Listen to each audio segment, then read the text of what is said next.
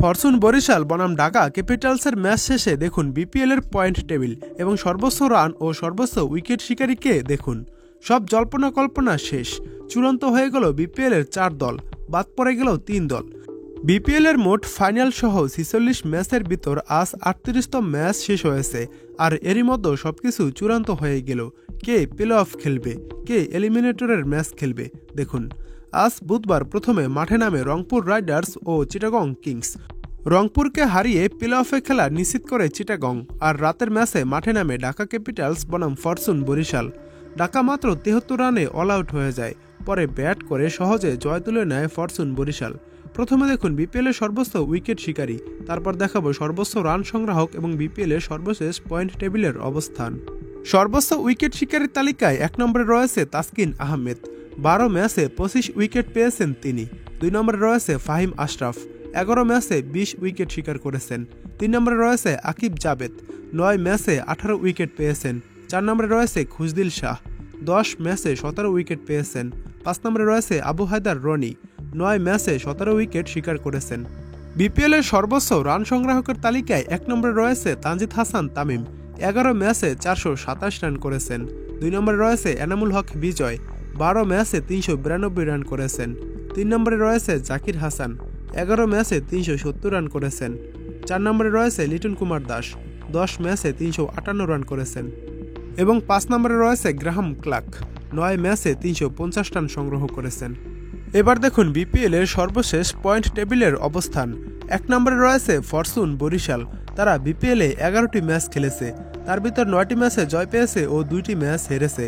Fortune বরিশালের point রয়েছে 18, তাদের প্লাস পয়েন্ট রয়েছে প্লাস 1.534।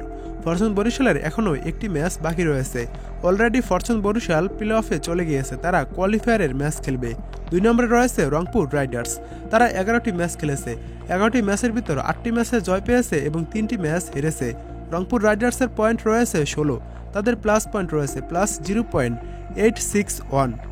রংপুর রাইডার্স বনাম ফরচুন বরিশাল বিপিএল এর কোয়ালিফায়ার খেলবে। রংপুরের এখনও একটি ম্যাচ বাকি রয়েছে, তাই রংপুর রাইডার্স ও ফরচুন বরিশালের দেখা হবে কোয়ালিফায়ারে। 3 নম্বরে রয়েছে চিটাগং কিংস, বিপিএল এ তারা 10টি ম্যাচ খেলেছে, তার ভিতর 6টি ম্যাচে জয় পেয়েছে এবং 4টি ম্যাচ হেরেছে। চিটাগং কিংসের পয়েন্ট রয়েছে 12, তাদের প্লাস পয়েন্ট রয়েছে প্লাস 1.068। 4 নম্বরে রয়েছে দুর্বার রাজশাহী, তারা বিপিএল এ 12টি ম্যাচ খেলেছে, তার ভিতর 6টি ম্যাচে জয় পেয়েছে এবং 6টি ম্যাচ হেরেছে। দুর্বার রাজশাহীর পয়েন্ট রয়েছে 12, তাদের মাইনাস পয়েন্ট রয়েছে -1.030। তাই তো দুর্বার রাজশাহীরও প্লে অফ খেলা এক প্রকার নিশ্চিত হতেই চলেছে। এবং 5 নম্বরে রয়েছে খুলনা টাইগার্স, তারা বিপিএল এ 10টি ম্যাচ খেলেছে এবং তার ভিতর 4টি ম্যাচে জয় পেয়েছে ও 6টি ম্যাচ হেরেছে। খুলনা টাইগার্সের পয়েন্ট রয়েছে 8, তাদের মাইনাস পয়েন্ট রয়েছে -0.175। খুলনা টাইগার্সের সুযোগ রয়েছে রাজশাহীকে সরিয়ে 4 নম্বর স্থান দখল করার। খুলনা টাইগার্সের যে 2টি ম্যাচ রয়েছে তারা ওই 2টি ম্যাচে জয় পেলে রাজশাহীকে ছাড়িয়ে যাবে। এবং 6 নম্বরে রয়েছে Dhaka capitals, Dhaka capitals BPL এ 11টি ম্যাচ খেলেছে, তার ভিতর 3টি ম্যাচে জয় পেয়েছে এবং 8টি ম্যাচ হেরেছে।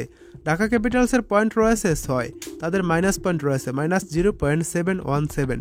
ঢাকা ক্যাপিটালস বাদ। 7 নম্বরে রয়েছে সিলেট স্ট্রাইকার্স বিপিএল এ 11টি ম্যাচ খেলেছে, তার ভিতর 2টি ম্যাচে জয় পেয়েছে এবং 9টি ম্যাচ হেরেছে। সিলেট স্ট্রাইকার্সের পয়েন্ট রয়েছে 4, তাদের মাইনাস পয়েন্ট রয়েছে -1.340। সিলেট এবং ঢাকা বাদ পড়েছে, খুলনার একটু সুযোগ রয়েছে রাজশাহীকে হারানোর।